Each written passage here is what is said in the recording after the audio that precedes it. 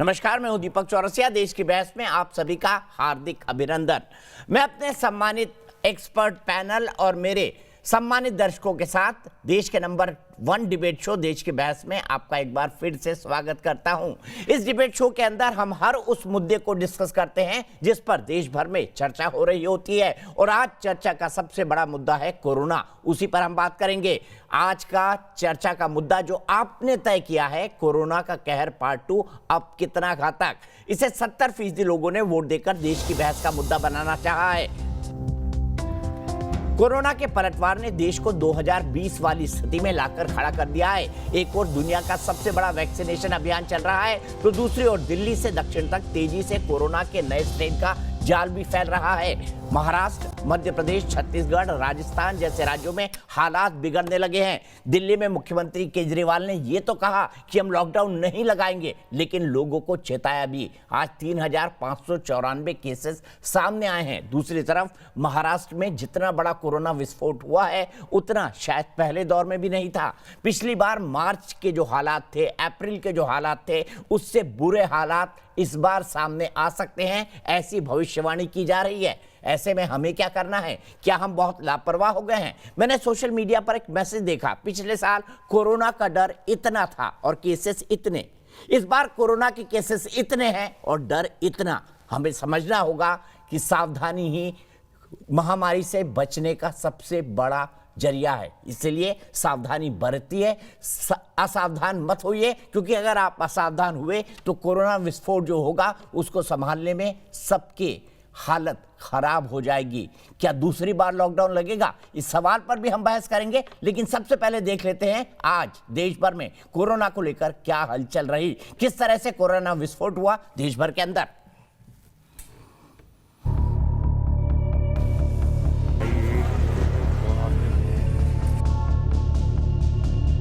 एक बार फिर कोरोना महामारी काल बनकर टूटती दिख रही है। पिछले 7 दिनों में कोरोना ने 2020 के डरावने वक्त को दोहराना शुरू कर दिया है। आंकड़े डराने वाले हैं। आज शाम ढलने तक देश में कोरोना के अब तक 4,56,489 मामले सामने आ चुके हैं, जबकि लगभग 2,500 लोग अपनी जान सप्ताह भर के भीतर गंवा चुके हैं। भारत में इस वक्त में 2 स्ट्रेन पहचाने जा चुके हैं। एक वो जो डबल म्यूटेशन वाला है 458 एंड 452, लेकिन उसमें एन टर्मिनल डोमेन में मास्टर चाबी बनाने की क्षमता नहीं है। दूसरा यूके वाला स्ट्रेन है जो मास्टर चाबी लेकर आया है और सबको इन्फेक्शन कर रहा है।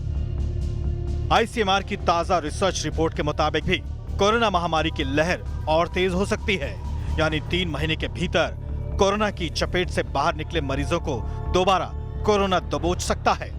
जो 102 दिन में रीइंफेक्शन की बात है, ये और पहले भी हो सकता है, और भी तमाम, जैसे कि हम एक बार इन्फेक्टेड हो गए और जो है दोबारा नहीं होंगे, ये जहन की एक बहुत बड़ी गलतफहमी है।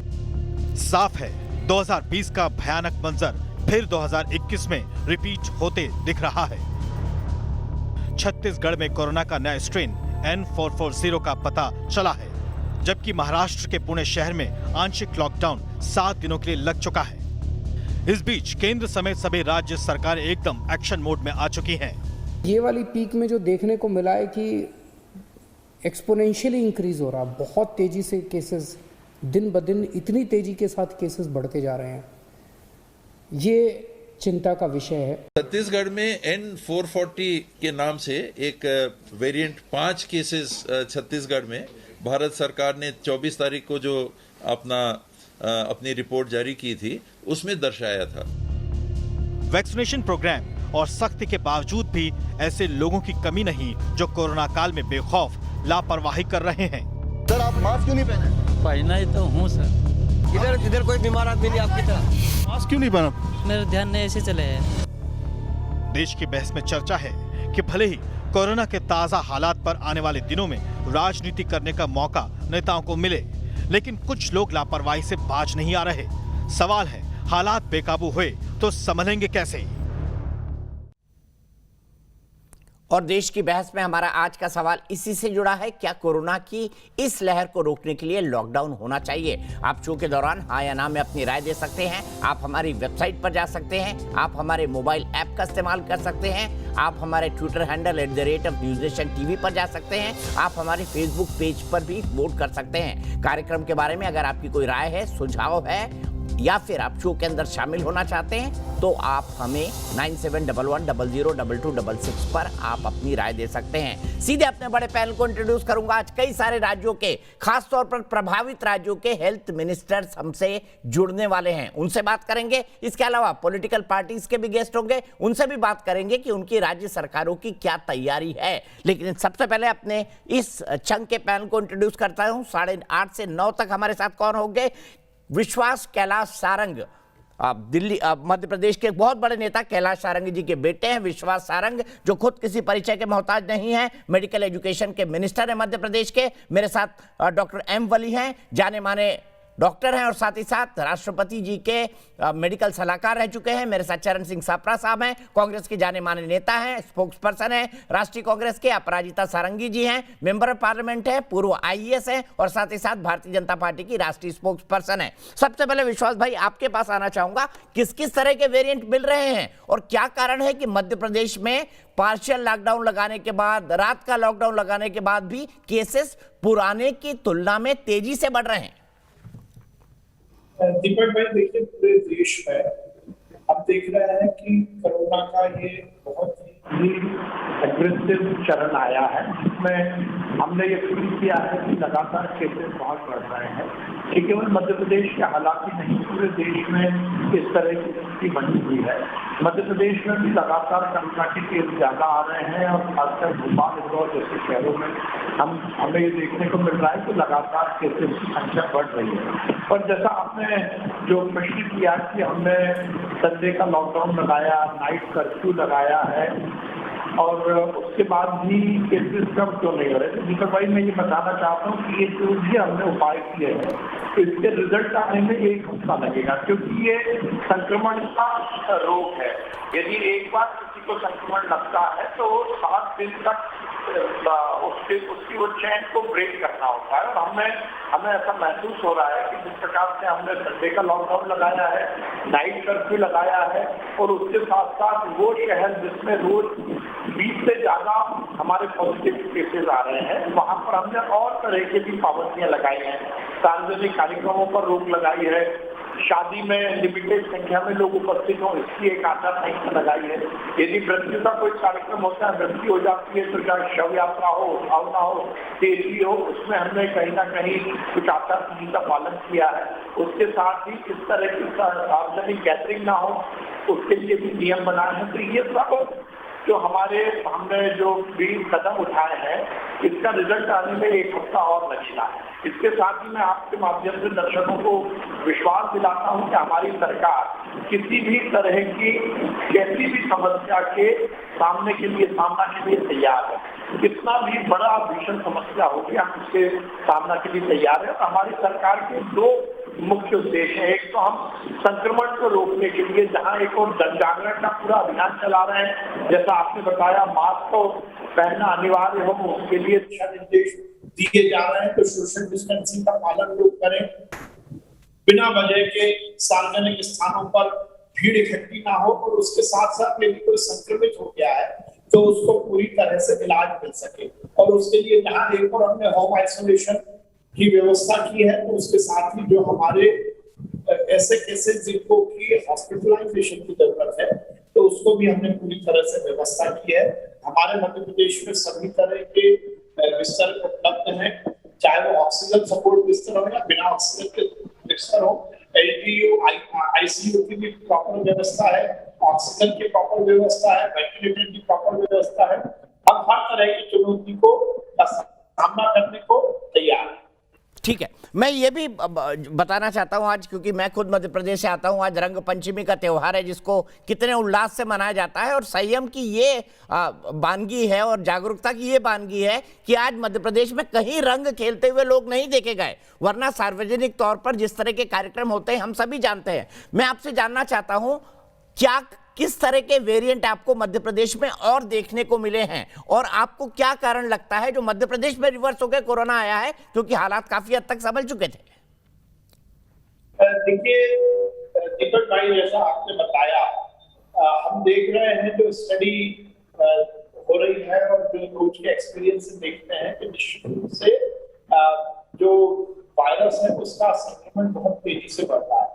और हमने ये देखा कि पिछले बार जो सितंबर का जो पीक था, और उस समय पीक आने में समय लगा था, जो हमारे पॉजिटिव केस थे उसकी संख्या बढ़ने में कंपैरेटिव जो है वो समय ज्यादा लग रहा था। तो आज हम देखते हैं कि संख्या बहुत तेजी से बढ़ रही है। और उसकी एक सकारात्मक पक्ष दीपक भाई ये भी है कि हॉस्पिटलाइजेशन के जो केसेस हैं उनकी संख्या कंपैरेटिव कम है, होम आइसोलेशन ज्यादा बढ़ रहा है। मतलब कि जो संक्रमण जिनको हो रहा है उनकी जो सीरियसनेस है उसमें कमी है।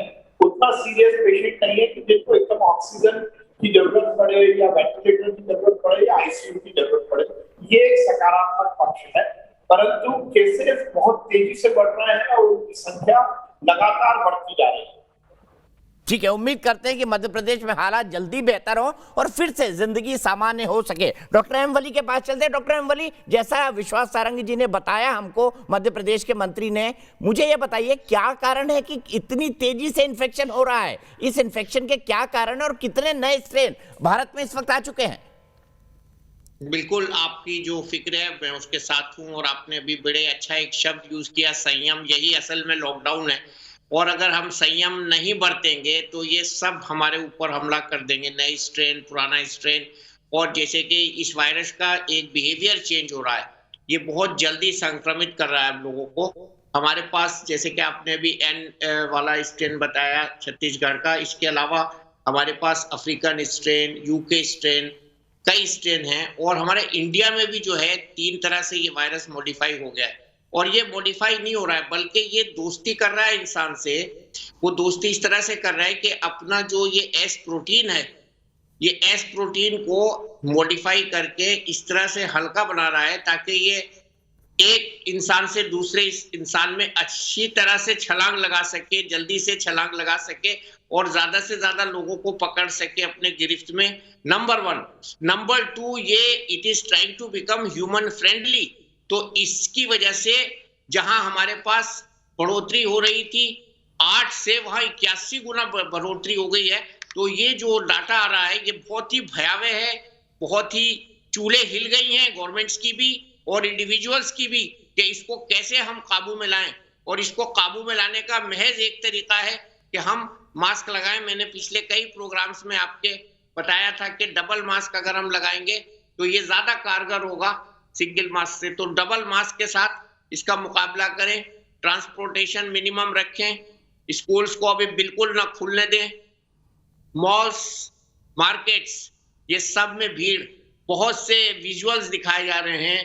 दादर की मार्केट का विजुअल दिखाया जा रहा है और जगहों की विजुअल दिखाए जा रहे हैं, जिसमें ये दिखाया जा रहा है कि लोग, भीड़ है, अनियंत्रित भीड़ है, और वो एक नासमझी का परिचय दे रही है। और मैं अभी कहीं सुन रहा था कि किसी ने कहा कि लापरवाही शिरोमणि हो गए लोग। तो इस तरह की जो उपाधि मिल रही हैं लोगों को, ये हमारी को बहुत जल्दी एक नुकसानदेह बात के ऊपर, एक नुकसानदेह रास्ते के ऊपर ले जा रही है, और इसका कोई सोल्यूशन नहीं होगा अलावा इसके कि सब लोग मास लेवल पे वैक्सीन के लिए उतर पड़े और अपने को घर में संजो के रखें, बगैर जरूरत के हम बाजार न जाएं, और मास्क से अपनी रक्षा करें, 2 गज की दूरी से रक्षा करें, और सैनिटाइज रखें। इसके अलावा और कोई उपाय है ही नहीं, कहीं भी नहीं है। एडवांस कंट्रीज भी फेल हो गए इसको कंट्रोल करने में, उनको भी लॉकडाउन दोबारा लगाना पड़ा। और आप जिस लॉकडाउन की बात कर रहे हैं, मैं उस दर्द को भी समझ रहा हूं कि हम इस स्थिति में नहीं है कि हम लॉकडाउन लगाएं, बल्कि हम अपने को नियंत्रित रखें अनुशासन के साथ, और हम अपने घर में रहे, बगैर किसी जायज जरूरत के बाहर न निकले, और सबसे पहले आगे आए। टीका का जो सरकार का प्रोग्राम है उसको हम कामयाब बनाएं, और अब सबके लिए टीके का रास्ता खोल दिया गया। अब कोई ये नहीं कह सकता जी मेरे को फॉर्म भरवा के जाना है या मेरे को एलिजिबिलिटी नहीं है। अब और आइंदा आने वाले हफ्तों में, मैं दिनों में नहीं कह रहा हूं, हफ्तों में कह रहा हूं और महीनों में कह रहा हूं, किशोरों के ऊपर जो ट्रायल हुआ है अमेरिका में, which is been found 100% successful, उसके लिए भी हमारा देश आगे बढ़ेगा। फाइजर ने कहा भी है। मैं सीधे अपराजिता जी के पास चलूंगा। अपराजिता जी, क्या जो वैक्सीनेशन की स्पीड है उससे आप संतुष्ट हैं, और केंद्र सरकार वैक्सीनेशन की स्पीड को बढ़ाने के लिए और क्या कर रही है? क्योंकि वैक्सीनेशन, जैसे प्रधानमंत्री ने कहा है, जब तक वैक्सीन नहीं आएगा तब तक हमारे हाथ बंधे हुए हैं, लेकिन अब भारत खुद वैक्सीन बना चुका है।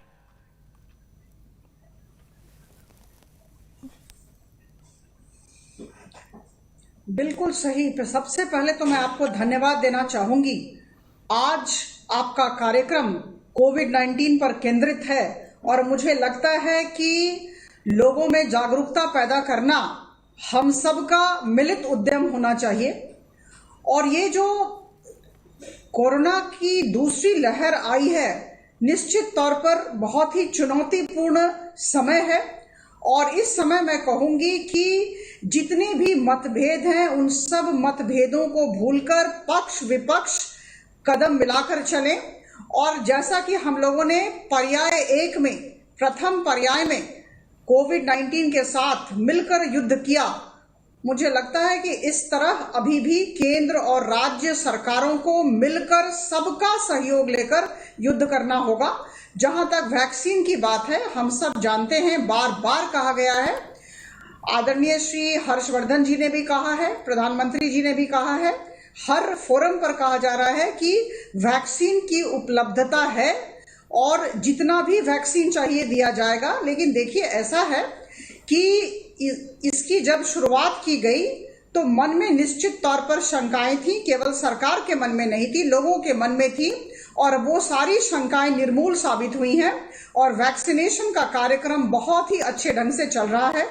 मैं इस दिशा में, इस संदर्भ में आप सबको बताना चाहूंगी कि आज ही जो हमारे कैबिनेट सचिव हैं, कैबिनेट सेक्रेटरी हैं श्री राजीव गौबा जी ने सबके साथ एक बहुत बड़ी मीटिंग की, सारे मुख्य सचिवों से बातचीत की है, डीजी पुलिस उस मीटिंग में थे और स्वास्थ्य सचिव थे, सारे राज्य सरकारों के लोग उपस्थित थे, हेल्थ पर्सोनेल थे, और उन्होंने एक तरह से दिशा निर्देशन दिया है।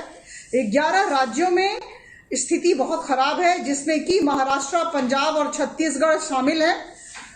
तो आज एक डायरेक्शन दिया गया है और मुझे लगता है राज्य सरकारों से हमारी उम्मीद है, भारतीय जनता पार्टी की प्रवक्ता होने के नाते कहूंगी, मेरी उम्मीद है कि सब इन दिशा निर्देशन को दृष्टि में रखकर स्टैंडर्ड ऑपरेटिंग प्रोसीडियर तैयार करेंगे। और बार बार यही कहा जा रहा है कि एहतियात बरतने की जरूरत है। प्रधानमंत्री जी कह रहे हैं दवाई भी और कड़ाई भी, वैक्सीन पर्याप्त मात्रा में है, वैक्सीन लीजिए। और हम सब सांसदों को, भारतीय जनता पार्टी के सारे सांसदों को प्रधानमंत्री जी का आदेश है कि हम सभी वैक्सीनेशन सेंटर्स में जाएं और खुद देखें, मॉनिटरिंग करें, देखें कि सब लोगों को ठीक से मिल रहा है कि नहीं। तो मुझे लगता है कि जागरूकता हर एक स्तर पर होनी चाहिए। और एक बहुत अच्छी बात आदरणीय श्री गौबा जी ने आज कहा, Covid appropriate behaviour, Covid appropriate behaviour होना बिल्कुल जरूरी है। जैसा कि अभी कहा गया, मास्क लगाना है, 2 गज की दूरी, हाथ धोना है, ये सब होना है और वैक्सीन भी लेना है। तो मुझे लगता है कि हम डरे नहीं। देखिए, ये चुनौतीपूर्ण समय है, लेकिन डर का समय नहीं है। अभी हम, हमारी केंद्र सरकार और हमारे प्रधानमंत्री जी के बलिष्ठ नेतृत्व में सबका सहयोग लेकर हम बहुत आत्मविश्वास के साथ युद्ध में लगे हुए हैं और मुझे लगता है कि हम निश्चित तौर पर विजयी होंगे। चरण सिंह सप्रा साहब, महाराष्ट्र में हम सब चाहते हैं कि महाराष्ट्र की हालत जल्दी सुधरे, क्योंकि महाराष्ट्र और मुंबई खासतौर पर देश की आर्थिक राजधानी है। अगर वहां कुछ होता है तो उसका असर पूरे देश पर पड़ता है। आपका क्या विश्लेषण है, महाराष्ट्र में क्यों इतने हालात खराब हुए, आपको क्या लगता है? देखिए, मैं आपको बता दूं कि महाराष्ट्र सरकार में पर्याप्त अरेंजमेंट पिछले दिनों में सारे किए हुए हैं। आज जिस तरह से यह महामारी बढ़ रही है, ऐसा नहीं है कि सरकार हाथ पर हाथ धरे हुए बैठी है। ये महामारी बढ़ रही है क्योंकि हम टेस्टिंग भी ज्यादा कर रहे हैं। आपको बता दूं, एवरेज 1,75,000 लोगों की टेस्टिंग पूरे महाराष्ट्र में प्रतिदिन हो रही है और आज 1,82,000 लोगों की टेस्टिंग हुई है शाम को 7 बजे तक। तो इसकी पूरी व्यवस्था की है। ये केस क्यों ज्यादा नजर आ रहे हैं? क्योंकि महाराष्ट्र के अंदर टेस्टिंग भी ज्यादा चल रही है और इसी के साथ साथ हमने पूरी बेड्स की व्यवस्था भी की है। महाराष्ट्र के अंदर 3,75,000 बेड्स की व्यवस्था है। आईसीयू बेड हो, वेंटिलेटर के बेड हो या ऑक्सीजनेटेड बेड हो, आज 60 से 63% बेड जो है वो ऑक्यूपाई हुए हैं, बाकी अभी भी खाली है। तो सरकार की तरफ से जो ट्रेसिंग, टेस्टिंग एंड ट्रीटमेंट की जो बात है उस पर पूरी तरह से सरकार काम कर रही है। ट्रेसिंग के आंकड़े अगर बताऊं तो पूरे महाराष्ट्र के अंदर 3 करोड़ से ज्यादा ट्रेसिंग हो चुकी है। मुंबई के अंदर 1 करोड़ से ज्यादा ट्रेसिंग हो चुकी है। अब ट्रेसिंग ज्यादा हो रही, टेस्टिंग ज्यादा हो रही है, इसलिए केसेस भी ज्यादा नजर आ रहे हैं। लेकिन सरकार सतर्क है। जहां तक वैक्सीनेशन का सवाल है, महाराष्ट्र पहला राज्य है जिसमें टीकाकरण सबसे ज्यादा हुआ। 65 लाख लोगों का टीकाकरण हम अभी तक कर चुके हैं। प्रतिदिन 3 लाख लोगों का टीकाकरण हो रहा है। सरकार का टारगेट है कि आने वाले 15 दिनों में हम इसको 6 लाख प्रतिदिन टीकाकरण के टारगेट तक हम पहुंचे।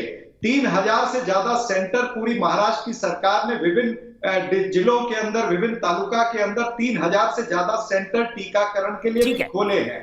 तो महाराष्ट्र राज्य की सरकार पर्याप्त तरीके से इस महामारी से लड़ रही है और आगे भी लड़ने के लिए तैयार है, क्योंकि हमारे पास बेड और भी उपलब्ध हो सकते हैं, लेकिन डॉक्टर और नर्स कहां से लाएंगे। इसीलिए ये कोविड एप्रोप्रिएट बिहेवियर जो है, जिसकी बात अभी हुई कि मास्क लगाना, हाथ धोना, ये जनता को खुद भी समझना पड़ेगा, क्योंकि सरकारों की भी सीमा होगी आने वाले दिनों के अंदर। ठीक है, मैं अभी बता दूं, उद्धव ठाकरे जी प्रेस कॉन्फ्रेंस कर रहे हैं, मराठी में चूंकि वो बोल रहे हैं, मैं उसका हिंदी ट्रांसलेशन आपको बता देता हूं। लॉकडाउन लगेगा ही नहीं, अभी जवाब नहीं दे सकता, उद्धव ठाकरे जी ने कहा है।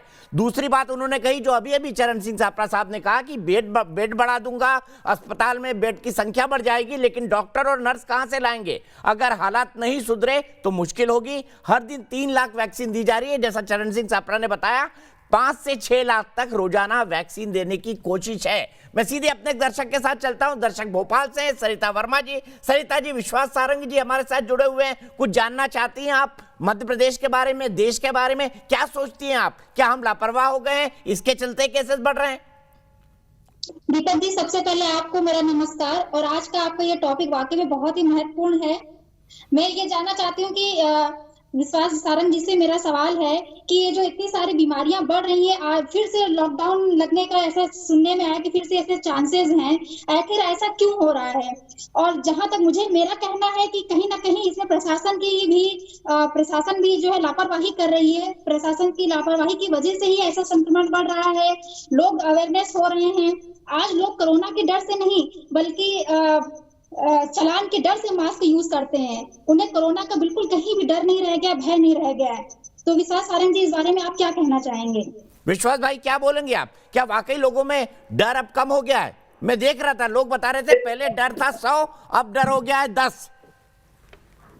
देखिए, जैसा इससे पहले भी बात हुई कि वित्तीय संक्रमण का रोग है, इसमें दीपक भाई दोनों ही जरूरत बहुत ज्यादा है। जहां एक और प्रशासन को सख्ती के साथ कोरोना के प्रोटोकॉल का लोगों को पालन करवाने के लिए प्रेरित करना है, दूसरा समाज को भी अपनी और अपने परिवार की रक्षा के लिए सुनिश्चित करना है कि हम मास्क लगाएं, 2 गज की दूरी बनाकर रखें, जरूरत जब तक ना हो तब तक घर से ना निकले, पब्लिक गैदरिंग ना करें, ये हमें भी करना पड़ेगा। पर उसके साथ साथ जो कुछ सरकार के माध्यम से हमें करना है उसका हम पालन परिपालन कर रहे हैं। और जैसा इससे पहले डिस्कशन हुआ कि देखिए, लॉकडाउन तो आखिरी अस्त्र है, आखिरी शस्त्र है जिसके माध्यम से हम इस कोरोना को रोके। पर यदि समाज खड़ा होता है, यदि हम कोरोना से के बचाव के लिए जो जो प्रोटोकॉल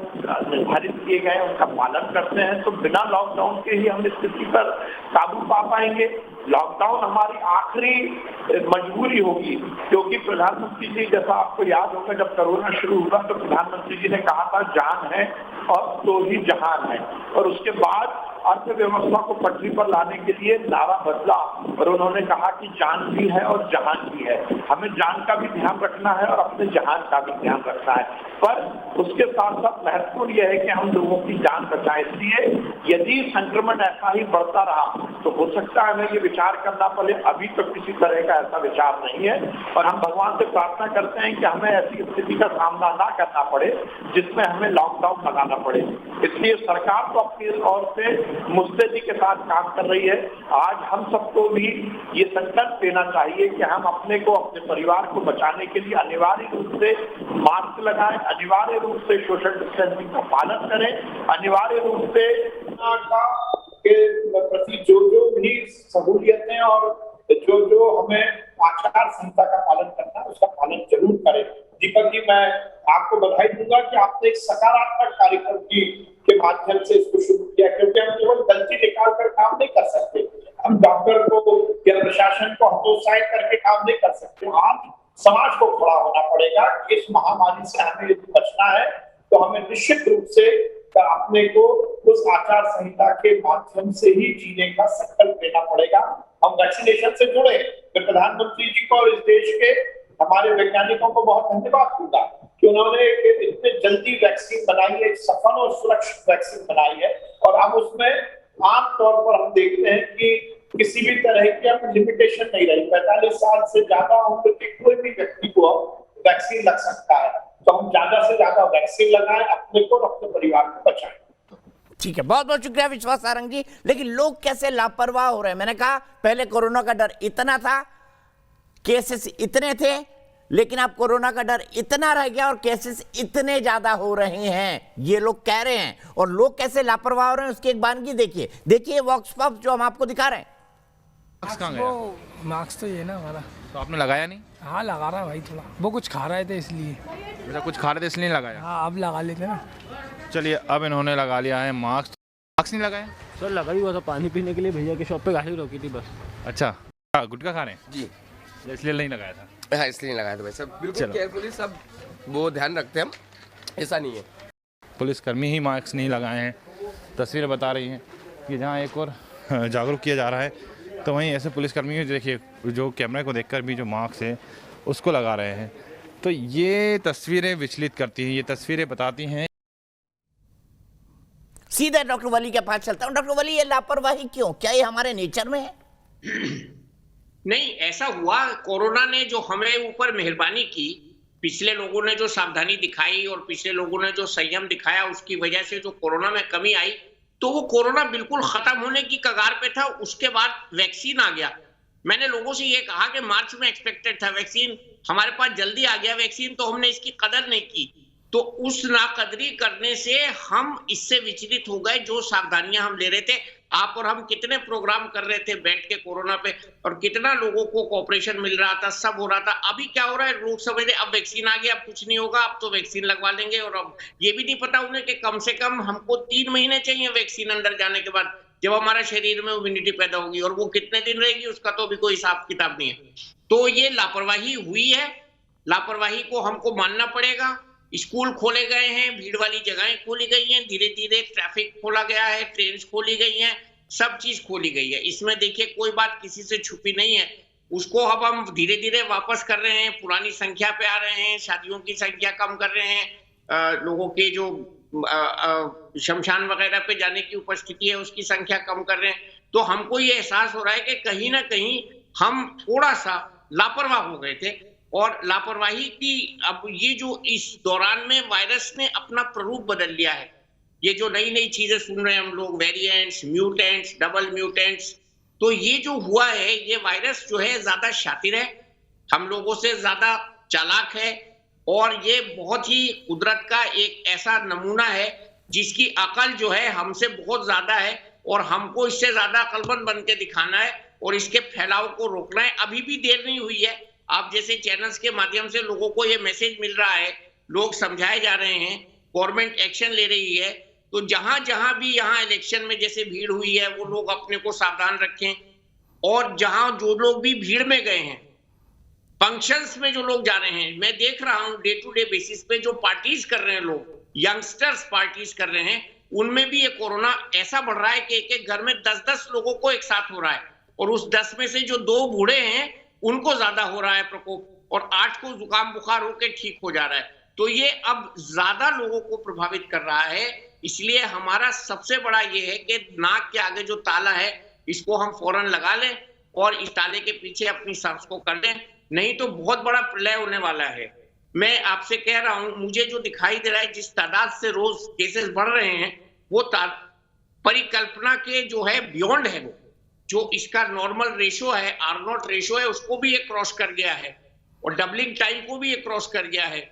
और हाईली इफेक्टिव कॉन्ट्रैक्ट ट्रेसिंग जब तक नहीं की जाएगी तब तक इस स्पीड को स्लो डाउन नहीं कर सकते। एक केस कोरोना के लिए कम से कम 20 कॉन्टैक्ट को हमको ट्रेस करना पड़ेगा। जो गवर्नमेंट स्टेप्स ले रही है बिल्कुल ठीक है, उससे हमने विजय हुआ है। महाराष्ट्र में भी हम धारावी जैसे घने स्लम में हम विजय हुए हैं। अब ये छोटे शहरों में जो जा रहा है उसके लिए हमको बहुत चेतन्य रहना है, सावधान रहना है। छोटे शहरों में रिसोर्सेज नहीं है। प्रधानमंत्री जी ने भी ये बात कही है कि अगर ये टियर 2 सिटीज में चला गया तो फिर हम लोगों के लिए इसको कंट्रोल करना बहुत ही मुश्किल काम हो जाएगा। तो इसलिए इसको बड़े शहरों से छोटे शहरों में जाने से रोकना है, हमको बैरियर करना है। अपने सबसे बढ़िया लॉकडाउन में बार बार कहता रहा हूं, पिछले 6 महीने में भी मैंने ये बात कई बार दोहराई है कि अपने पैर पे लॉकडाउन, अपनी नाक के आगे लॉकडाउन, बस इसको लॉकडाउन कर लेंगे तो वायरस एंट्री नहीं मारेगा। वायरस एंट्री नहीं मारेगा तो बचे रहेंगे। दूसरा, लॉकडाउन पे जो सप्लीमेंटेशन आ गया है वो वैक्सीन है, वैक्सीन को पाबंदी से लें और अब वैक्सीन सबके लिए ओपन है। ये बहुत बढ़िया बात हुई है और थोड़े आने वाले हफ्तों में ये और छोटे लोगों के लिए भी ओपन हो जाएगा। ठीक है, मेरे साथ सीधे छत्तीसगढ़ के चिकित्सा मंत्री टीएस सिंहदेव साहब जुड़ गए हैं, सीधे उनके पास चलता हूं और मैं चाहता हूं छत्तीसगढ़ का जो अभी अभी हम ग्राफ दिखा रहे थे उसको दिखाया जाए। सिंहदेव साहब, मैं आपसे समझना चाहता हूं क्या कारण है कि छत्तीसगढ़ जैसे राज्य में इतने ज्यादा केसेस बढ़ गए हैं, क्या विश्लेषण कहता है आपका? इसमें दीपक जी कहना मुश्किल है, कोई एक कारण बता। एक तो कोरोना करो, ये दुनिया भर के देशों में हमने देखा है। पहला स्पाइक आया, उसके बाद घटा उतरा, फिर दूसरा स्पाइक आया, कई देशों में तीसरा और चौथा स्पाइक भी आया। प्रधानमंत्री जी के साथ भी जब हम लोगों की बैठक हो रही थी, मुख्यमंत्री जी लोगों को उन्होंने वीडियो कॉन्फ्रेंसिंग से जोड़ा था, तो उस समय भी समीक्षा में ये बात स्पष्ट रूप से कही गई थी कि हम उम्मीद कर रहे हैं या एंटिसिपेट कर रहे हैं कि जून जुलाई में पहला स्पाइक आएगा और दिवाली के आसपास दूसरा स्पाइक आएगा। तो ये एंटिसिपेटेड है, ये कोरोना का जो स्वरूप है ये एंटिसिपेटेड है। देश में एक भी प्रकरण नहीं थे और हमारे देश में 1 करोड़ 20 लाख के आसपास प्रकरण आज हो रहे हैं। तो जब 0 से हम 1 करोड़ 20 लाख पहुंच सकते हैं, छत्तीसगढ़ में एक प्रकरण नहीं थे, आज 3,55,000 के आसपास के प्रकरण पहुंच रहे हैं और देश में विद्यमान 1.5 लाख 2.5 लाख प्रकरण रहे होंगे जब ये स्पाइक आया। तो 0 से हम जब 1 करोड़ पार कर सकते हैं तो ये संभावना कोरोना के स्वरूप में बनी रहती है और यही बात छत्तीसगढ़ के लिए भी लागू होती है कि यहाँ पर भी 1 पे हमारी पॉजिटिविटी रेट आ गया था, बल्कि 1 से नीचे तकनीकी तौर पे 0.99 ये मार्च के पहले हफ्ता का औसत हमारा था और उसी मार्च के महीने में महीना का औसत जरूर 6 कुछ है, किंतु स्पाइक करके ये 11 के आसपास आ गया है। कल का ये औसत हमारा 11.3 का है। ये हाई है, काफी हाई है। पहले स्पाइक से कहने के लिए हम कह सकते हैं कि 19% तक गया था, अभी 11.3 है, 12 से नीचे है पिछले 3 दिनों में, लेकिन संख्या टेस्टिंग बढ़ी है तो संख्या भी ज्यादा दिख रही है। तो चिंता की बात है, गंभीर चिंता की बात है। कहीं ना कहीं घटते हुए क्रम में हमने ये ना मान लिया हो, नागरिकों में भी ये बात ना आ गई हो कि अब तो कोरोना गया, हमको छुट्टी मिल गई कोरोना से। तो कहीं एहतियात की कमी, कहीं कोरोना के फैलने के स्वरूप का आधार, इसको मिला के हम देख रहे हैं कि आज देश में कुछ राज्यों में और छत्तीसगढ़ में भी हमको दूसरा स्पाइक दिख रहा है। ठीक है, मैं कुछ तस्वीरें दिखा रहा हूं। पीपीई किट पहनकर छत्तीसगढ़ में अंतिम संस्कार किया जा रहा है और वाकई शमशान घाट के अंदर देख रहे हैं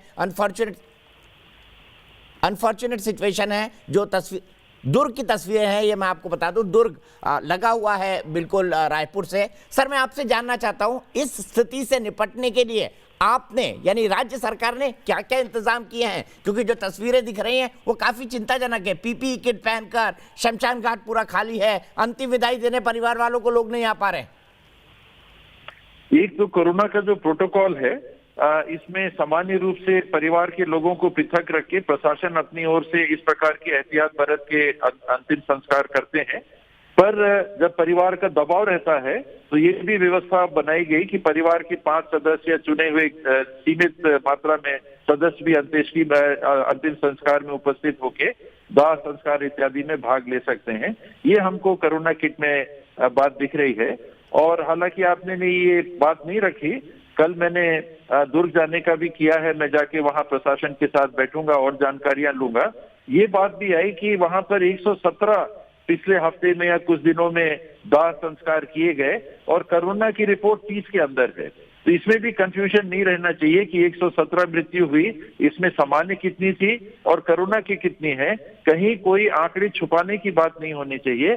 अगर 117 लोगों की जो दाह संस्कार हुए सबके सब कोरोना प्रभावित थे तो ये आंकड़े आने चाहिए, और नहीं तो ये भी स्पष्ट होना चाहिए कि नहीं, ये अंतिम संस्कार में ये सामान्य मृत्युएं ऐसी थी और कोरोना से प्रभावित इतने ही लोग थे।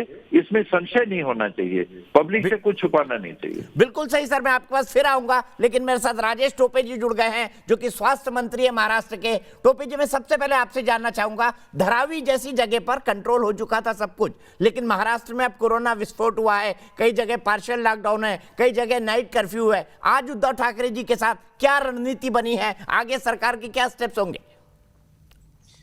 देखिए, जरूर हमारा टोटल जो कर्व है वो पूरा फ्लैट हुआ था। रोजाना सिर्फ 2000 के दरमियान पिछले कुछ 2-3 महीने में चल रहा था, लेकिन जरूर ये सेकंड सर्ज आई है। और अभी सभी यानी मेट्रोज जो है खास तौर पर, तो वो मेट्रो सिटीज मुंबई हो, पुणे हो, नासिक हो, नागपुर हो, इनके जगह पे वो ये हॉटस्पॉट्स बने हैं और ये बहुत बड़े पैमाने पे पॉजिटिव केसेस आ रहे हैं।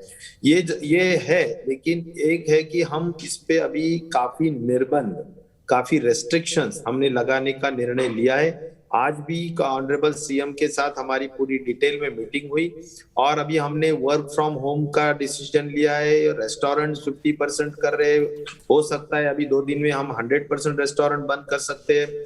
जहां पर भी भीड़ हो सकती है, वर्क फ्रॉम होम मतलब सभी दफ्तरों में वर्क फ्रॉम होम होगा, सरकारी और प्राइवेट दोनों में, क्योंकि मुंबई तो आर्थिक कैपिटल है देश का। तो क्या सभी दफ्तरों में वर्क फ्रॉम होम मैंडेटरी हो जाएगा और कितने दिनों के लिए? देखिए, आज 50% वर्क फ्रॉम होम हम गवर्नमेंट का लगाया है, लेकिन अभी और रेस्ट्रिक्शंस कड़क करने हैं तो हमारे को ये प्राइवेट में भी कुछ हद तक लाना पड़ेगा। और जहां पर जो भीड़ होने वाले जगह है, जैसा जो भी भीड़ होने वाले जगह है, जैसा रेस्टोरेंट, थिएटर्स, मॉल्स, जहां भी भीड़ हो सकती है वहां पर बहुत कड़क निर्बंध किया जाएगा, रेस्ट्रिक्शंस लगाए जाएंगे, नाइट कर्फ्यूज लगाए जाएंगे। और मुझे लगता है कि भीड़ रोकना ये हमारा मेन मकसद रहेगा, क्योंकि संक्रमण सिर्फ भीड़ की वजह से ही होती है। और जो हमारा एसओपी है कि मास्क, सैनिटाइज हैंड्स और सोशल डिस्टेंसिंग, इसका बिल्कुल एहतियात 100% होना चाहिए। इसका हम इंश्योरेंस यानी हम एश्योरेंस हम जो बोलेंगे वो 100% प्रशासन से हम करवा लेंगे और इसी तरह हम रोक सकते हैं। लेकिन एक मैं बहुत क्लियर बोल रहा हूं कि 100% हमारे सभी जिलों में जो हेल्थ फैसिलिटीज है वो हमारे व्यवस्थित है, कोई उसमें लापरवाही नहीं है या कमती नहीं है। बेड्स हो, हॉस्पिटल्स हो या तुम्हारे मेडिसिन हो, डॉक्टर्स हो, सभी है। लेकिन एक है कि संख्या बढ़ने की वजह से हमारी चिंता बढ़ गई है और इसीलिए आज सीएम साहब ने भी जो लाइव उनका जो ये होता है उसमें उन्होंने कहा है कि अगर हम जो स्ट्रिक्ट रेस्ट्रिक्शंस अभी आने वाले 2-4 दिन में रखेंगे और अगर नहीं पाला जाता है, लोग नहीं सेल्फ डिसिप्लिन रहेंगे, तो हमारे को लॉकडाउन करे सिवाय, स्टेट का लॉकडाउन करे सिवाय पर्याय नहीं रहेगा। मतलब लॉकडाउन के विकल्प, अगर लोग नहीं चेते तो लॉकडाउन के विकल्प के बारे में भी महाराष्ट्र सरकार विचार कर रही है। राजेश टोपे जी, ये मैं कहूं तो गलत नहीं होगा? बिल्कुल बिल्कुल, अगर वो स्ट्रिक्टली जो हम रेस्ट्रिक्शंस जो लाए हैं उनपे उन्होंने उसका अनुपालन नहीं किया तो उस पे लॉकडाउन के सिवाय दूसरा हमारे पास कोई ऑप्शन नहीं रहेगा, कोई पर्याय नहीं रहेगा। मैं आपका ध्यान दादर सब्जी मंडी की तरफ खींचना चाहूंगा। 4 दिन से न्यूज नेशन ही वहां की रिपोर्ट दिखा रहा है और दिखा रहा है कि वहां किस तरह की लापरवाही है और किस तरह की गर्दी यानी भीड़ है।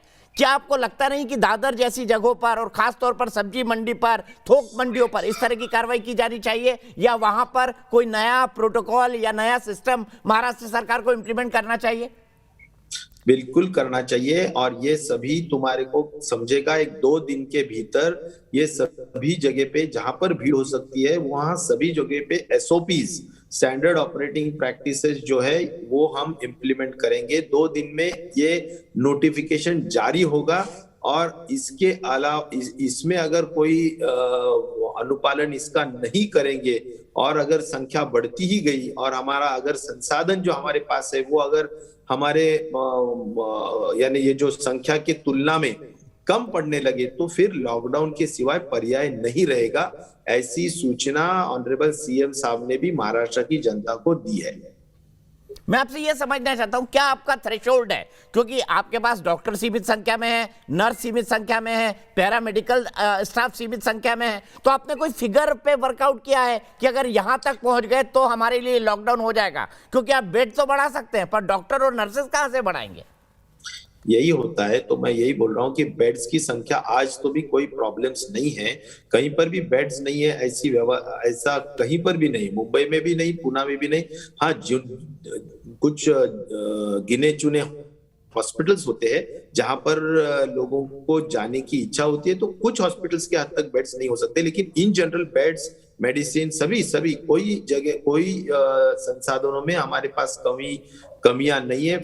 फंड्स अलॉटमेंट डिस्ट्रिक्ट कलेक्टर को की गई है, उनको पूरा अधिकार दिया गया है और वो पूरी तरह से उनके अधिकार को यूज करते हुए परचेसिंग कर सकते हैं और सभी व्यवस्थाएं कर सकते हैं। तो एक ही है कि अभी कोई प्रॉब्लम नहीं है, लेकिन आने वाले दिन में जिस तरह से वो संख्या बढ़ रही है हमारी रोज 35,000 और ऊपर, तो मुझे लगता है अगर इसी तरह बढ़ती रही तो फिर हम लॉकडाउन की तरफ और लॉकडाउन की दिशा में जा रहे हैं, ऐसा अगर मैंने कहा तो वो कोई गलत नहीं होगा। टोपे साहब, मैंने आपसे पूछा क्या थ्रेशोल्ड होगा? अगर आज 35,000 के आसपास आ रहे हैं, अगर लाख तक पहुंचे तब आपको लगता है लॉकडाउन लगेगा, या 2 लाख तक पहुंचे तब लॉकडाउन लगेगा? क्योंकि आपने कैलकुलेट करके रखा होगा अपने इंफ्रास्ट्रक्चर के हिसाब से, अपने डॉक्टर के हिसाब से, मेडिसिन के हिसाब से, नर्सेस के हिसाब से कि एक दिन में हम इतने मरीजों को एकोमोडेट कर सकते हैं, इसके बाद हमको SOS अपनाना पड़ेगा, सेव आवर सोल का मैसेज भेजना पड़ेगा राज्य को।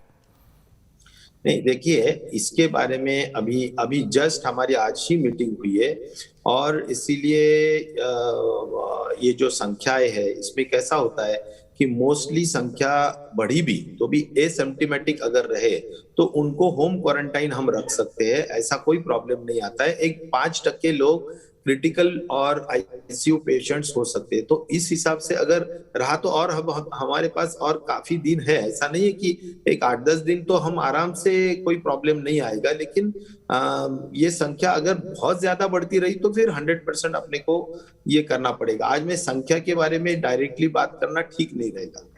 क्या आपको लगता है कि समाज के अंदर, लोगों के अंदर कोरोना का भय खत्म हो गया है और वैक्सीन आने के बाद लापरवाही बढ़ चुकी है? बिल्कुल भय खत्म हुआ है, थोड़ी बेपरवाही हो रही है, लेकिन एक है कि महाराष्ट्र नंबर 1 स्टेट है कि जो वैक्सीनेशन में भी क्रमांक 1 पर है और हम 100% अभी कल 3 लाख वैक्सीन पर डे हम कर रहे हैं, कल भी हुए 3 लाख और रोजाना 3 लाख के ऊपर कैसा होगा, 4 लाख कैसा हो सकता है, 5 लाख कैसा हो सकता है। इसके लिए हम नंबर ऑफ सेंटर्स बढ़ा रहे हैं। हम सभी पार्टीज के सभी कार्यकर्ताओं को अपील कर रहे हैं कि आप लोगों ने 45 इयर्स एंड अबव के सभी लोगों को, जैसा हम 1 बूथ 10 यूथ पे लोग हमारे वोटिंग के लिए लेके आना चाहिए और वोटिंग करा के लेना चाहिए, उस हिसाब से ही 45 इयर्स के ऊपर के जो लोग हैं उनको हमने पूरा अपील किया है कि जो हमारे यूथ्स है सभी पार्टियों के, उन्होंने अपने अपने बूथ से लोगों को निकाल के अपने नजदीक के वैक्सीनेशन सेंटर पे लाके उन्होंने वैक्सीनेशन करवा लेना चाहिए। तो मुझे लगता है वैक्सीनेशन करवाना ये भी एक हर्ड इम्यूनिटी लाने के लिए एक कोशिश होती है और मुझे यकीन है कि हम इसमें जरूर कामयाब होंगे और ये जो निर्बंध और रेस्ट्रिक्शंस लगाए उससे भी हम चेन ब्रेक करने के लिए भी कामयाब जरूर होंगे।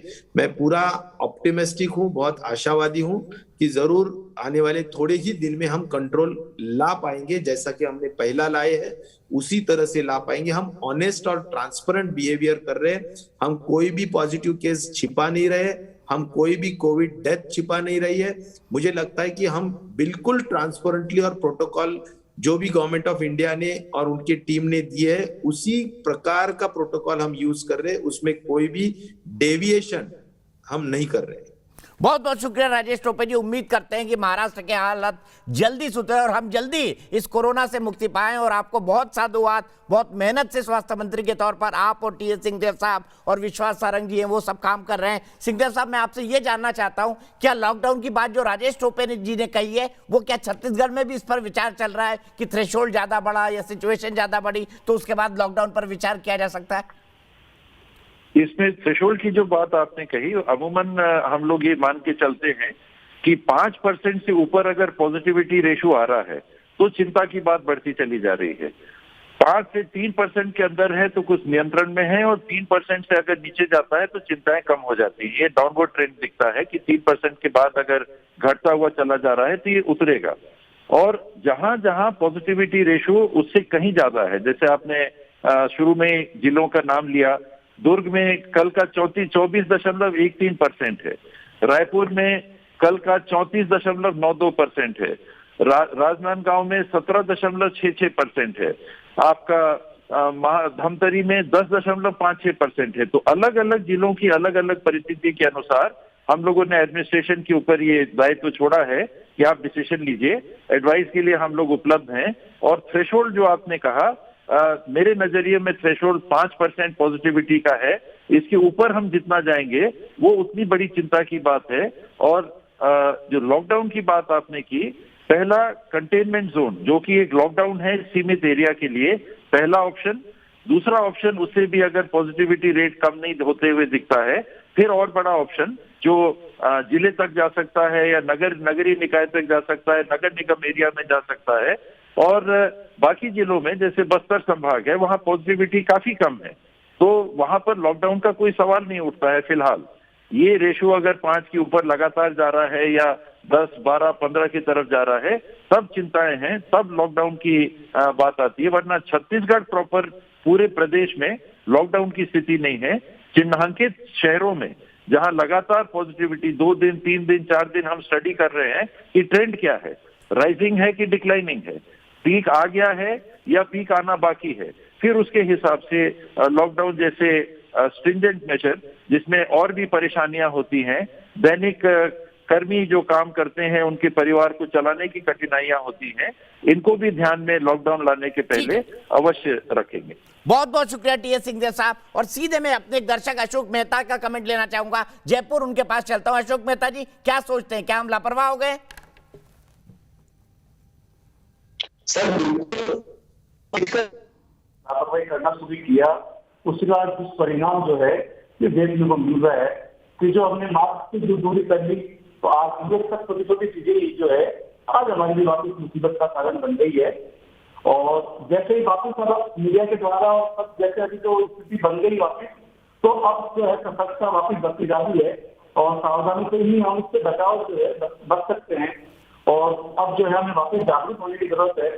और अभी आप राजस्थान स्टेट गवर्नमेंट में भी जो है अपने पीएचसी और पीएचसी लेवल पे हर संसाधित करके ऊपर जो है इस कार्य को बहुत आगे स्तर पे करने के लिए सारी व्यवस्थाएं करी है।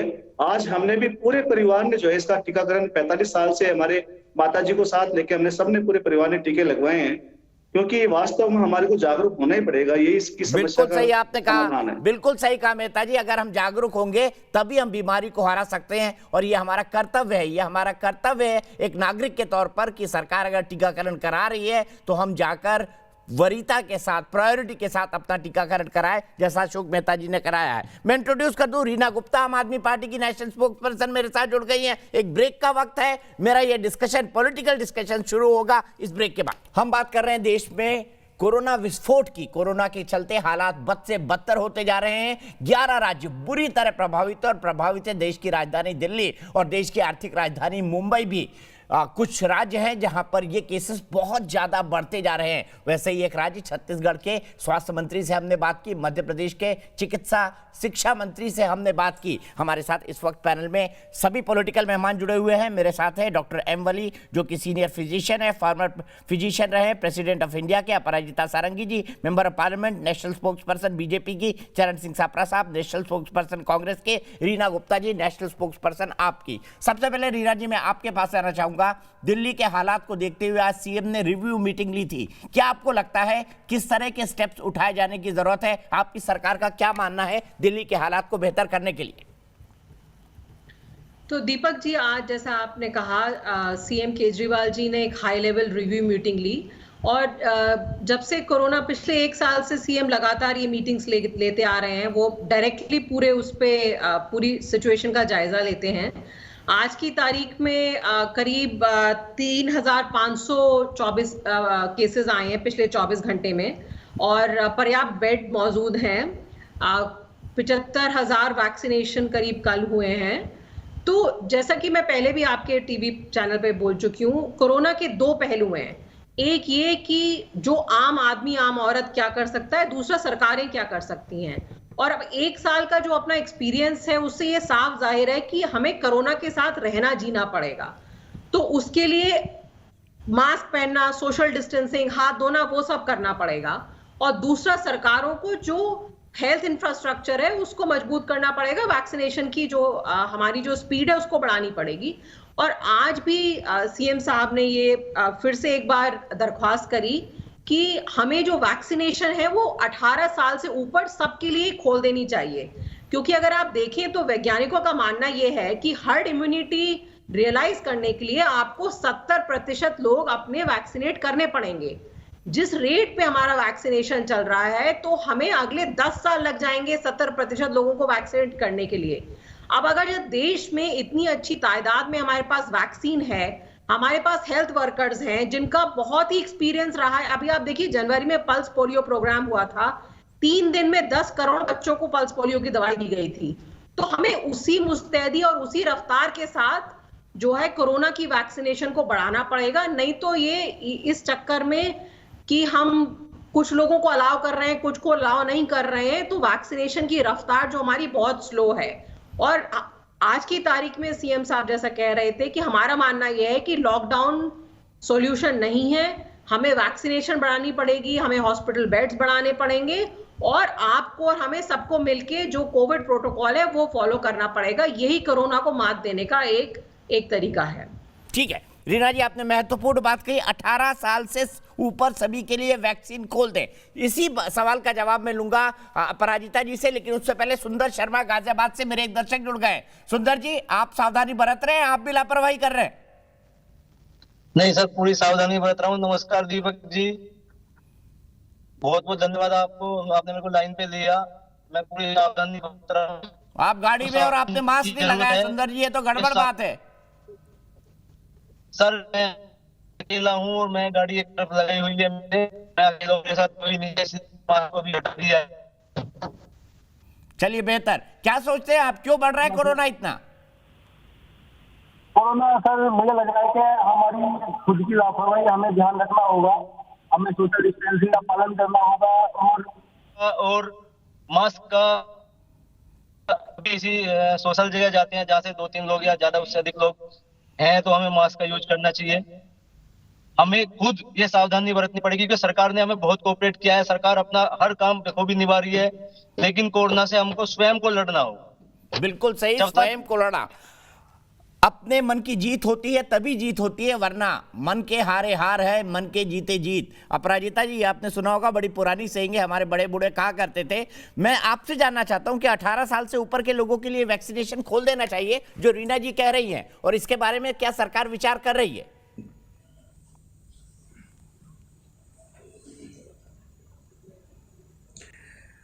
देखिए, जिस तरीके से प्रथम पर्याय में हमने कोरोना से युद्ध किया, प्रधानमंत्री जी के बलिष्ठ नेतृत्व में सारे राज्य सरकारों के सहयोग को लेकर और सारे लोगों के आशीर्वाद और सहयोग से काम हुआ, मुझे लगता है वह काबिले तारीफ था।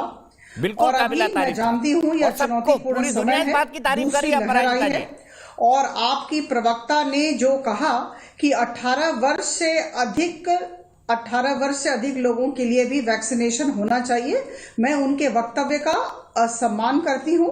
अभी स्थिति खराब है तो हम सबको लगता है कि वैक्सीनेशन बढ़ा देना चाहिए, और इसी की वजह से प्रधानमंत्री जी के आदेश से 45 वर्ष से ऊपर के सारे लोगों के लिए अभी वैक्सीन खुल गई है और सब लोग वैक्सीन ले रहे हैं। मैं आप सबको कहना चाहती हूं कि हर दिन मॉनिटरिंग चल रही है, आज भी आदरणीय प्रधानमंत्री जी के स्तर पर और फिर जो हमारे कैबिनेट सेक्रेटरी है उनके स्तर पर सारे राज्यों के साथ, सारे राज्यों के प्रमुख हेल्थ पर्सोनल, डीजी पुलिस और मुख्य शासन सचिव के साथ वार्तालाप हुई है और सबको कहा गया है मुस्तैदी बरतने के लिए और वैक्सीनेशन को तेज करने के लिए कहा गया है। लेकिन मैं इस संदर्भ में एक बात कहना चाहती हूं। कुछ दिन पहले मैं डॉक्टर हर्षवर्धन जी जो हमारे स्वास्थ्य मंत्री हैं उनके साथ दिल्ली में बैठी थी। उन्होंने मुझे कुछ तथ्य दिखाया। उस दिन की बात है जिस दिन आदरणीय प्रधानमंत्री जी ने सारे मुख्यमंत्रियों से बातचीत की थी, कुछ दिन पहले की बात है। उन्होंने एक प्रस्तुतिकरण मुझे दिखाया जिसमें उन्होंने बताया कि बहुत सारे ऐसे अस्पताल हमारे देश में हैं जहां पर 1%, 2% या नील वैक्सीनेशन हुआ है। जबकि मैं बार बार ये कहना चाहती हूं, कुछ समय पूर्व भी मैंने कहा था आप ही के चैनल पर कि वैक्सीनेशन और वैक्सीन की कोई असुविधा ही नहीं है, अभाव ही नहीं है। पर्याप्त मात्रा में वैक्सीन उपलब्ध है और हम पर्याय क्रम में लोगों को कवर कर रहे हैं और करते रहेंगे। देखिए, हर एक व्यक्ति जब वैक्सीन लेता है उसे 30 मिनट तक ऑब्जर्व किया जाता है। तो एक तरीका है, एक प्रक्रिया है, एक प्रोसीडियर है, लेकिन वो चल रहा है और निश्चित तौर पर हम सब चाहते हैं कि 100% लोग वैक्सीन लें और ये दिया जाएगा, आगामी दिनों में जरूर दिया जाएगा। अभी सिर्फ ये मैं कहना चाहूंगी कि 3 बातें प्रधानमंत्री जी ने कही है, 3 T की बात कही है, उसे हम दिमाग में रखें। ट्रैक, टेस्ट और ट्रीट, ये तीनों होनी चाहिए और इन तीनों के लिए जो आज दिशा निर्देश दिए गए हैं स्वास्थ्य मंत्रालय की तरफ से, सारे राज्य सरकार स्टैंडर्ड ऑपरेटिंग प्रोसीडियर बनाएं और बड़ी मुस्तैदी के साथ मॉनिटरिंग करें। देखिए, तदारक जिसे हम कहते हैं, तदारक की बड़ी जरूरत होती है, मॉनिटरिंग की बड़ी जरूरत होती है और इसके साथ साथ जितने भी नियम कानून बनाए जाते हैं उसका कार्यान्वयन ठीक ढंग से होता है कि नहीं, एनफोर्समेंट को स्ट्रॉन्ग करना है, एनफोर्समेंट को सुदृढ़ करना है। और मैं कहूंगी कि एहतियात हम सबको बरतने हैं, एहतियात बरतनी है। सीधे डॉक्टर वली के पास चलता हूं क्लोजिंग कमेंट के लिए। डॉक्टर वली, क्या आपको लगता है 18 साल से कम के लिए, ऊपर के लिए वैक्सीनेशन खोल देना चाहिए? एक बहुत 30 सेकंड का जवाब आपसे चाहूंगा। हाँ, ये वैक्सीनेशन खुलने जा रहा है बहुत जल्दी और मेरी ऐसी उम्मीद है क्योंकि हमने अभी एक्सपोर्ट को रेस्ट्रिक्ट किया है और हमारे पास अच्छी तादाद में वैक्सीन है। और मैं शुरू से ही ये कह रहा था कि हम तो हम वो कंट्री हैं जो वर्ल्ड को 70% टीके और बीमारियों की भी देती है। लेकिन आज की जो आपकी टैगलाइन है वो बहुत मन को छू लेने वाली है कि संभले नहीं तो लॉकडाउन तय। इससे हमको यहाँ से प्रेरणा लेके उठना है। इस बात को सुनने के बाद जितने भी स्पीकर्स ने बातें कही हैं वो सब उनकी बातें जायज हैं, लेकिन लापरवाही नहीं होनी चाहिए। बिल्कुल सही, बिल्कुल सही। यहीं पे मैं रुकूंगा और देश भी क्या चाहता है, मैं पूरे पैनल को सुनाना चाहता हूं। एक बार पैनल देखे इस बात को, देश क्या चाहता है, क्या लॉकडाउन लगना चाहिए या नहीं लगना चाहिए? अगर हालात नहीं सुधरे, फिर भी 75% लोगों का मानना है कि लॉकडाउन नहीं होना चाहिए। ये मानना है क्योंकि पूरा देश रुक जाता है, अर्थव्यवस्था का चक्र रुक जाता है और वैसे भी हम बहुत सारा घाटा झेल चुके हैं। इसीलिए मैं आपसे सबसे कहना चाहूंगा, संयम बरते, सावधान रहे, क्योंकि अपनी जान अपने हाथ में है और जान है तो जहान है।